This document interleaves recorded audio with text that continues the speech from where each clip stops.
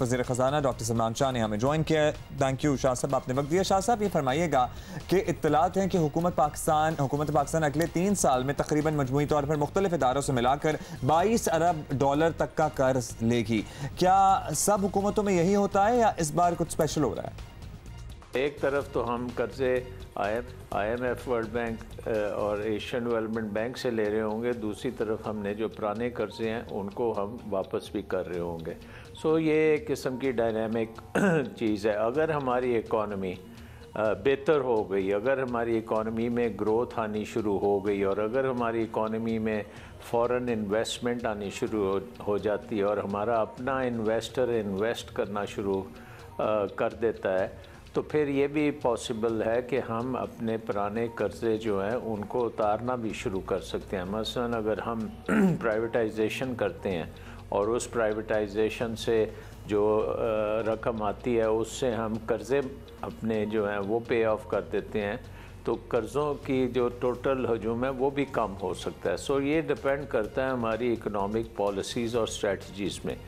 मेरे ख्याल में क्योंकि पाकिस्तान ने बहुत ज़्यादा कर्ज़े ले लिए हुए हैं, अब वक्त आ गया कि हम अपने कर्ज़ों की भी स्ट्रक्चरिंग करें और उसमें देखें कि अगर हम कुछ असासे बेच के कर्ज़े वापस कर सकते हैं और कर्ज़े हैं तो हमें वो वापस करने चाहिए। शाह साहब, ये भी बताइए कि आलमी इदारे कर्ज देते हैं तो उनकी शराइत काफ़ी सख्त होती हैं, ये एक आम सा तासुर है, तो इस बार पाकिस्तान को किस तरह की शराइत का सामना करना पड़ सकता है?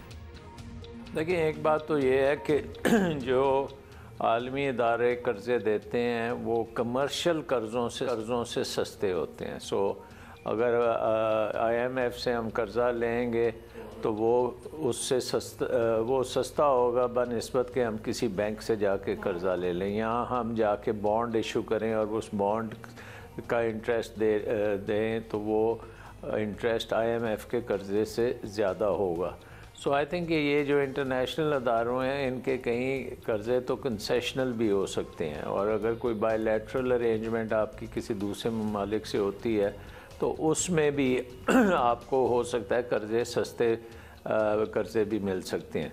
सो ओवरऑल आपके मुल्क की एक डेट स्ट्रेटजी होनी चाहिए। आप बहुत ज़्यादा कर्ज़ों को अगर इकट्ठा करेंगे तो आपकी क्रेडिट रेटिंग जो है वो भी नीचे आएगी और उससे आपकी कॉस्ट जो है वो बहुत ज़्यादा बढ़ जाएगी। सूद की मद में आपको ज़्यादा देने पड़ेंगे। सो कोशिश ये होनी चाहिए आगे चलते हुए कि ज़्यादा से ज़्यादा मुल्क में इन्वेस्टमेंट आए और फॉरेन इन्वेस्टमेंट आए जो कि non debt creating financing. Foreign direct investment का आप तस्करा कर रहे हैं। शाह साहब, लास्टली बता दीजिए, अपोजिशन दीगर हल्के मुतालबा कर रहे हैं कि जो भी कर्ज लिए जा रहे हैं, कहीं से भी लिए जा रहे हैं, आवाम को इसकी तफसील से आगाह किया जाए, शराइत से आगाह किया जाए, ये करना मुनासिब होगा?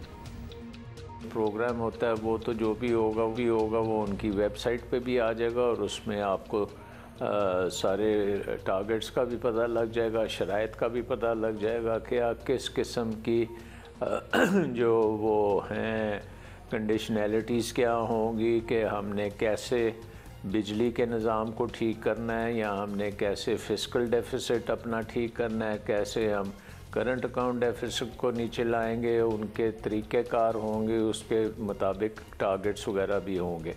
सो आई थिंक कि ये आवाम को इसका बिल्कुल पता होना चाहिए। आवाम को ये भी पता होना चाहिए कि क्यों हम इन मुश्किलात में फंसे हुए हैं और कौन सी चीज़ें करने से हम इन मुश्किलात से बाहर आ जाएंगे और किस तरह हमारी इकॉनमी जो है वो तरक्की की तरफ जा सकती है, किस तरह इकोनॉमिक ग्रोथ हो सकती है, किस तरह रोज़गार के मौके बन सकते हैं और किस तरह हमारे मुल्क में एक महंगाई का जो बाज़ार है वो कम हो सकता है, स्टेबिलिटी भी आ सकती है। Thank you. सलमान शाह साहब हमारे साथ मौजूद थे।